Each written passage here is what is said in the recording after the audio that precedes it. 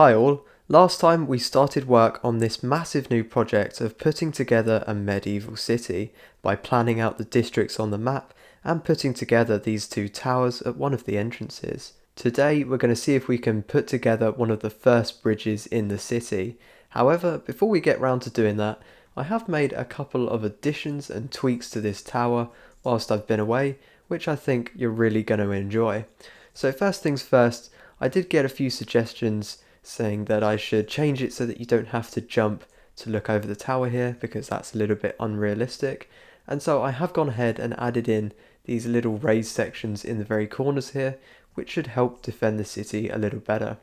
And then down here you can see that I've added in some machicolations, I believe they're called, and that's just small little holes down here that enable the guards to throw rocks or boiling water or just shoot through to also help defend the city, which I think adds a little bit more realism and functionality to this tower. And as you may have already spotted, I have also gone ahead and kind of designed a banner for this city. Nothing set in stone just yet, but this is what I managed to come up with. It's a nice simple design, and being English myself, I quite like the colour scheme. As you can see, I've placed a couple on these towers already, and I think they contrast really nicely against the stone. They have a little bit of the white from the white bricks that we have here, and a little bit of red from the red roof as well, but they're slightly brighter and so it stands out, and I think it's going to work nicely. If you do have any more suggestions, feel free to share them with me, as like I said, this could even change over time. But whilst we're down here, there is one more thing that I added, and that is some arrow slits. Now, I never added this previously because I haven't gotten round to making the interior in the lower section of the towers, as we can't get round to doing that until we work on some of the surrounding city. However, I figured why not, let's just go ahead and throw in some temporary arrow slits for now to get it looking a little bit more finished. If I fly up here, I'll go ahead and see if I can give you a slightly better view of these things. You'll notice that they're only visible from this angle right here, and that's because I don't expect they'll need to be defending from this side, which is inside the city, but rather towards this side, which is where the enemies would be attacking from. One more thing that I did here is I came on over to the roofs and I shaved off the corners. These were originally completely diagonal, and I just found that it looked a little bit too spiky, and although it is supposed to just be a simple diagonal square, I just don't think it looked quite right. It looked a bit quirky, so I went ahead and brought that into 3 blocks and blended it into the work that we did in the previous episode. And as you can see by looking at this tower right here in the distance, I think it's really made quite a big improvement. Okay, well, with all of the updates to the build projects out of the way for this video, let's go ahead and move on to the map, as I have made a couple of changes to this as well.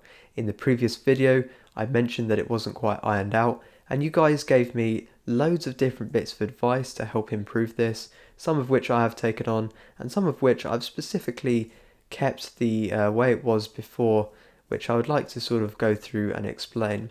But for those of you who didn't catch that in the previous episode, it's pretty much the map of my world here, where I've gone over and created a digital rough plan of kind of the different zones and regions of the city, and kind of just where everything will be going.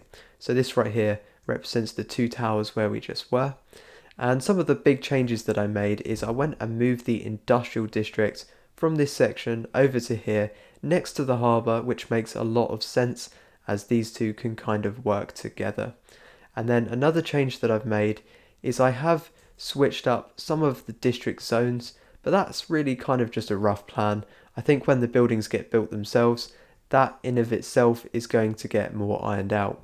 But the main thing that a lot of people suggested was moving the noble district over near to the royal grounds. And I decided I don't want to do this for 2 main reasons. The first reason is the reason I put it here in the very first place. When I was planning out this city, I was thinking about how things would look on the coastline and the kind of buildings and where I want them, and I decided to put the noble district here because I just thought it would be a really scenic area for it to be in. And I understand why a lot of people think it would look good next to the royal grounds, as it's kind of the hierarchy of the city, and it makes sense for the money to be near the castle.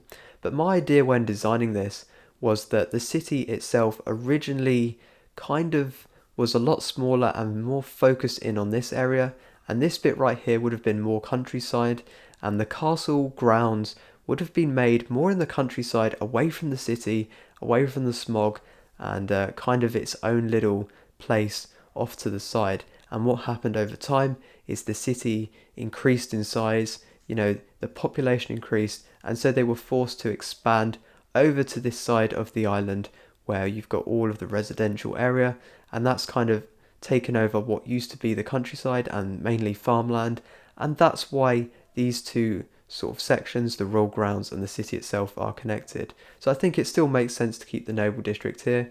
But yeah, that's my idea. So let's not ramble on too much about that. I think this will work out nicely. And you'll notice I also added in a residential strip down here so that people from the north can easily get through without having to go through the royal grounds. And that is the map itself. So today what I think we're going to work on is this bridge right here. Now typically what I like to do when working on build projects, especially in survival, is go for the kind of thing we did in the previous episode where we build something up on the spot and kind of design it in game instead of going over things in creative and making schematics and things like that, as I really enjoy the build process. However, today's project is going to be slightly different, and that is because over the course of designing the plan of this city, I needed to work out how wide the river would be, whether or not it'd work, and just kind of get a little bit of clarification before I committed to building in this area. And one of the things I did to make that happen is I designed a bridge to make sure that everything here would work. And so as you can see, I've got a schematic right now of that very bridge, and this is what we're going to use in today's video.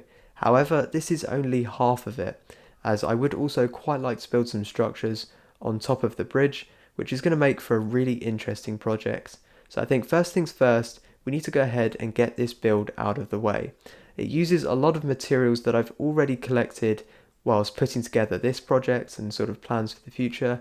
However, I'm quickly running out of the dead brain coral blocks, and so I think before I can get round to building this, I'm going to go out in search of some coral, and then we can put this thing together.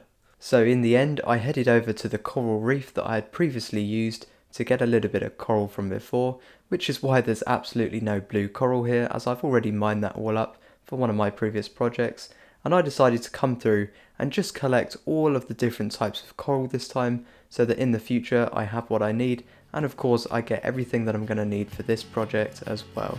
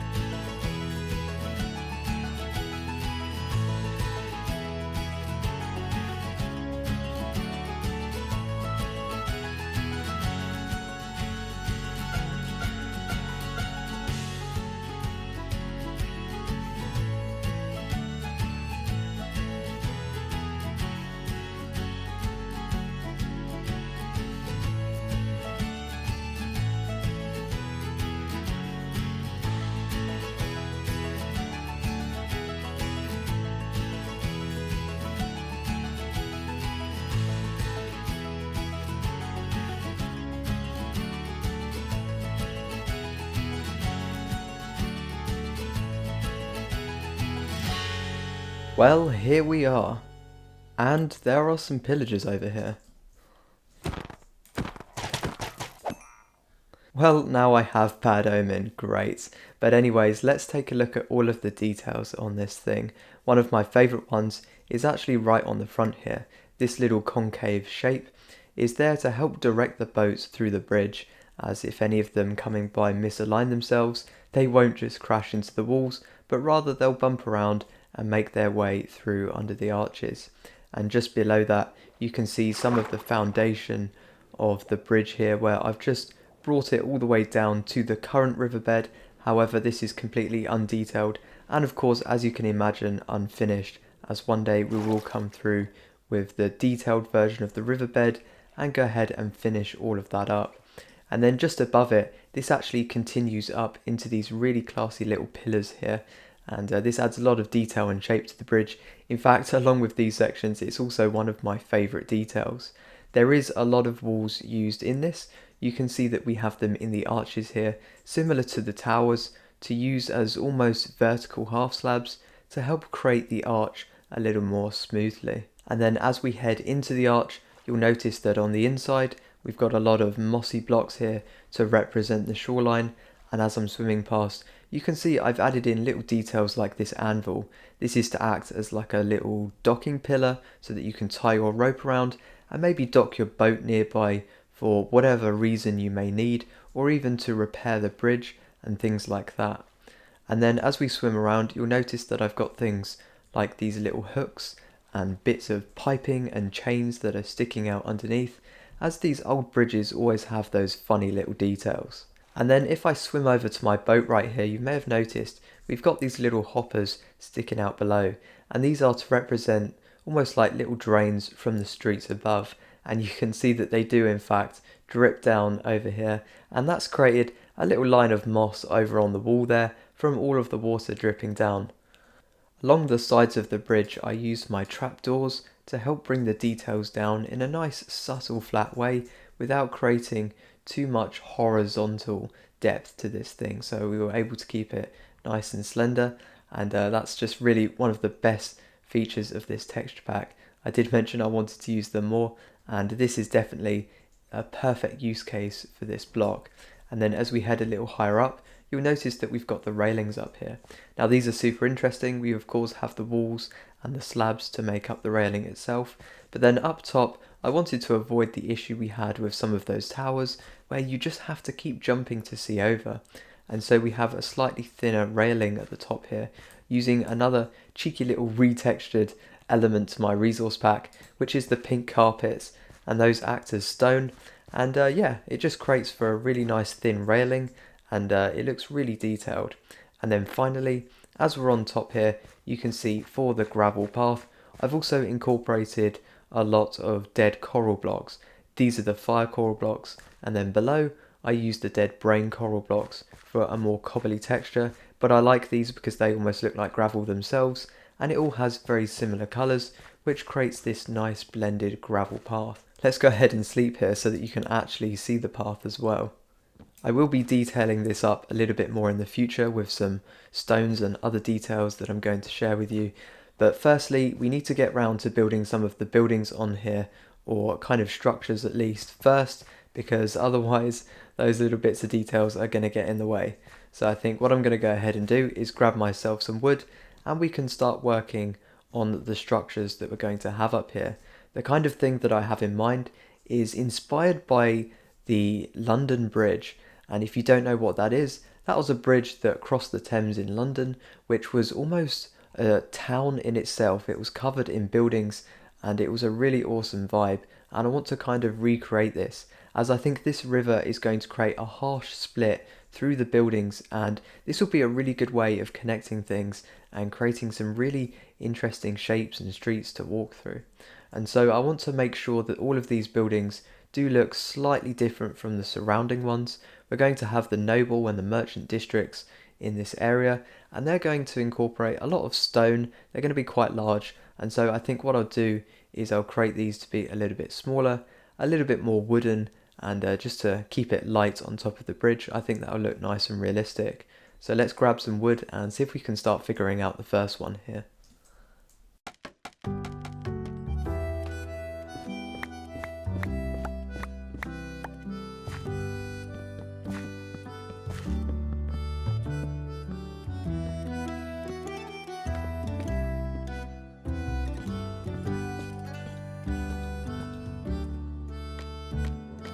Alright, so I've put together some plans here, and this is the kind of thing that I'm going for. So what I want to make sure I do is make everything really uneven and unsymmetrical, so that we can really switch things up here. And as you can see, I'd also quite like to replace the majority of the railing, and then have certain bits like over on this side, where it kind of jots out and you get these little viewing platforms. I think we'll see a lot more of those later on down the line, but for now I want this section to have quite a dense population of buildings. And so what we've got here is one building on the right. It's sticking out just a little bit extra so that we can connect this to things in the future. And then we've got another one in the middle here, and this one on the end I don't think I'll get around to doing in this video, but this is kind of just something I'm playing around with some different techniques, because I'm trying to find nice new ways of introducing details at the bottom here to connect it with the rest of the bridge. And then I'm also trying to rearrange some of the stonework down here to kind of make it feel hodgepodge, as if they kind of made it up as they went along, and again it just stops it from being repetitive. And so I'm just playing around with some ideas here. I think I'm going to start working on the facades of these two buildings. One thing I'm thinking already is to use some hay blocks as the wall here. Now it's quite a bright yellow, so I'm not 100% set on using this just yet. However, I think it's a fun concept, and we could do something like this, and maybe in the future I'll update another block to look very similar that's less yellow, but I quite like this. And then another thing I want is up top, I need to go ahead and craft myself some glazed terracotta to make use of another feature in my texture pack. So let's go do that now actually. Okay, so I'm grabbing myself some pink, purple and magenta dyes, as those are the textures I've changed. Definitely need to get some more terracotta in the future there, but what I'm going to go ahead and do is craft up the regular terracotta versions and then go ahead and smelt these into glazed terracotta.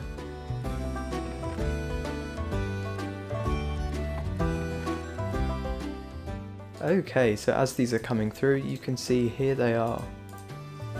So what we've got here is three different types of the kind of Tudor detail that you get in old buildings. We've got one for white, one for brick, and then this brown texture right here as well.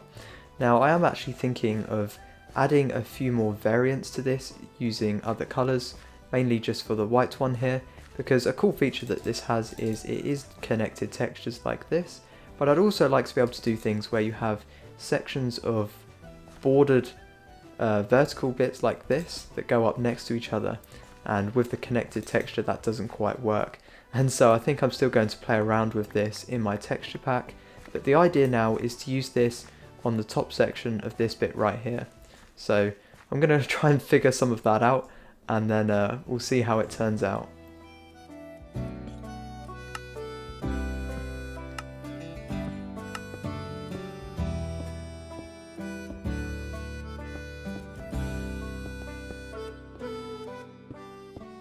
Alright, so I've been at this for a tiny bit here already, and I can definitely tell that I'm going to update this by the next video, because I really want to add some more shapes.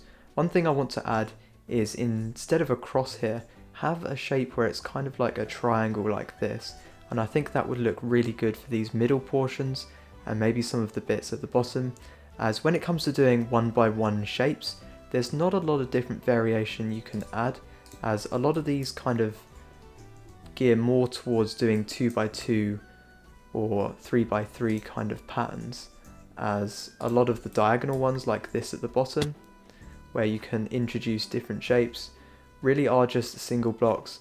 And so yeah, I think that looks pretty good still, and I think what I'm going to do now is grab myself some kind of a stone to do the roof edging, and I think this one could be on its way to success.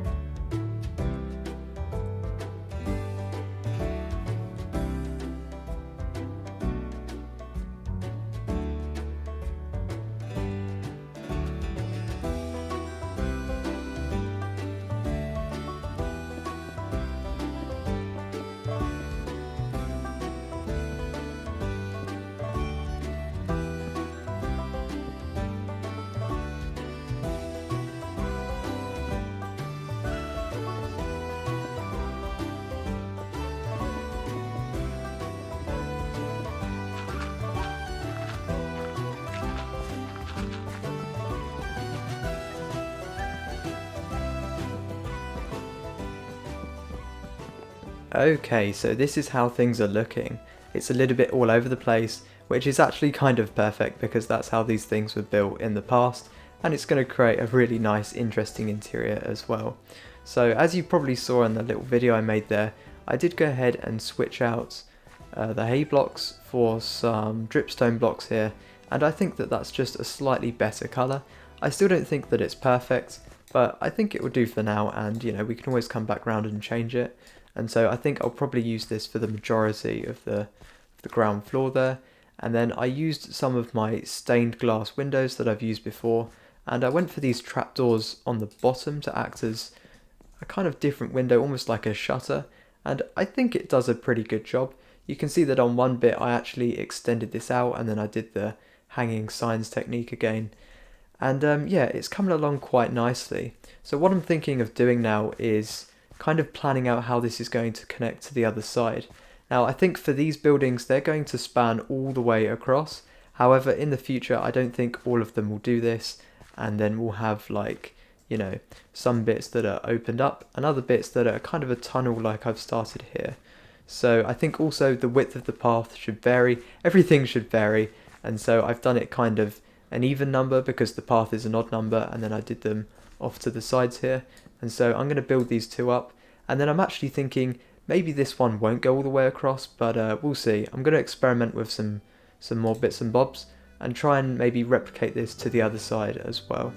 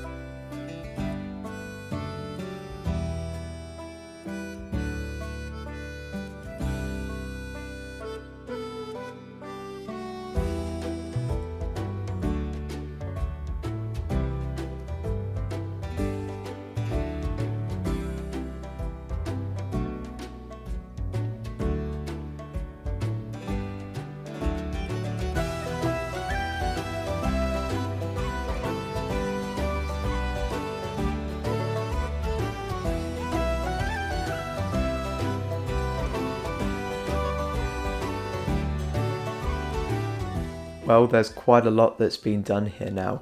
You're really starting to get a good sense of the atmosphere that all of these unique shapes are creating. And before we get round to finishing off the roof for this last section here, let's take a look at the rest, as this entire side is almost completely finished. In fact, except for the interior and maybe a couple of tweaks in the future, this thing is completely done. And so you can see I added these window sections on either side of the tunnel that we have right here, and I really like this. This looks pretty awesome. This side looks a little unfinished as I'm not sure what will be going up against it, but you can kind of see what I went for here. I decided to bring it in on this side so that we can retain a section of the railing similar to how we've got our alleyway in here, which is also looking pretty snazzy now. You can see I went for the stairs, and yeah, it creates what will hopefully one day be a nice viewing platform out to the rest of the city. And you can see I used a couple of mud bricks to create a bit more depth in this wall and avoid having just these totally flat walls here. And it kind of mirrors the rest of the colours that we have in this area, so I think it does a pretty good job.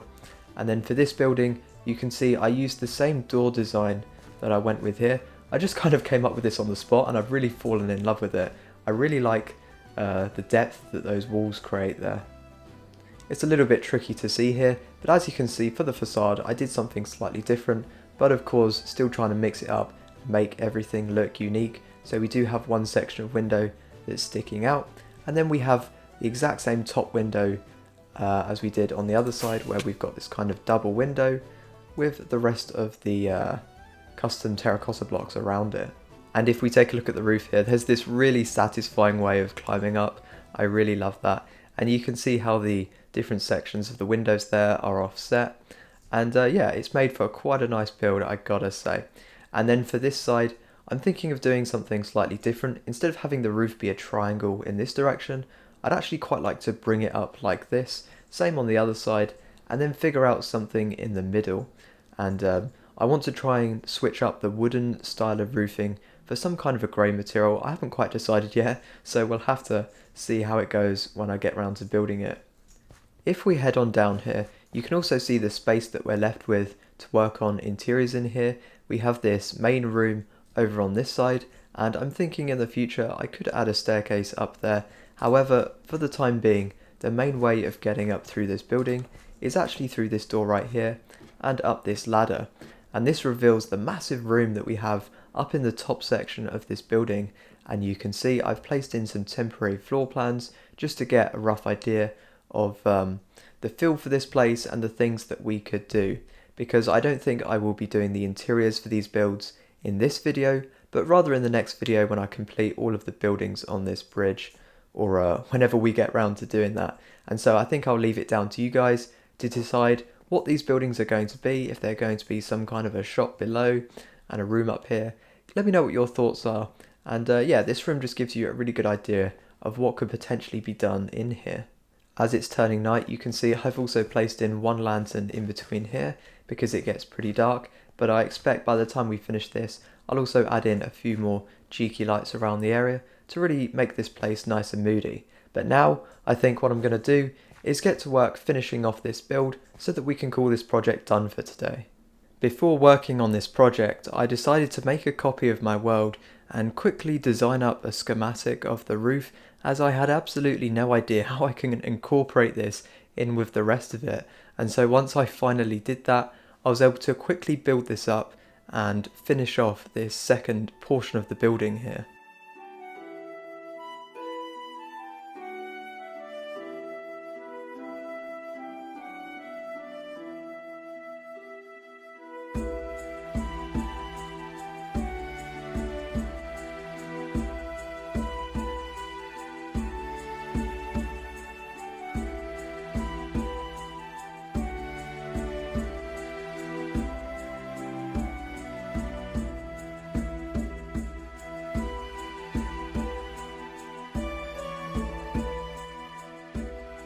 Well, I can't tell you how happy I am to finally have this project finished for today. It feels like I've been working on this for ages, and as you can see, I'm just standing on top of the map right here, which I've just updated, where we've been working. As you can see, it looks pretty goofy, and that of course is because of all of the texture changes we've made, similar to the towers here, which look a lot more purple than they do in real life. But hey, it's nice to finally start filling in some of this enormous area here as this city slowly progresses. So here's what we've got. We've got the two buildings, and as you can see there, the entities load in, and it's looking really quite detailed.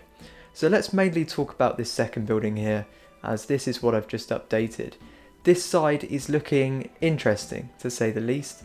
I think there's going to be a lot more buildings where I'm standing that are going to be up against this, so I don't think we need to worry too much about this side or the other side, as again it's going to be a very similar scenario. But the other sides I've put a lot of work into, and I think they've turned out really nicely.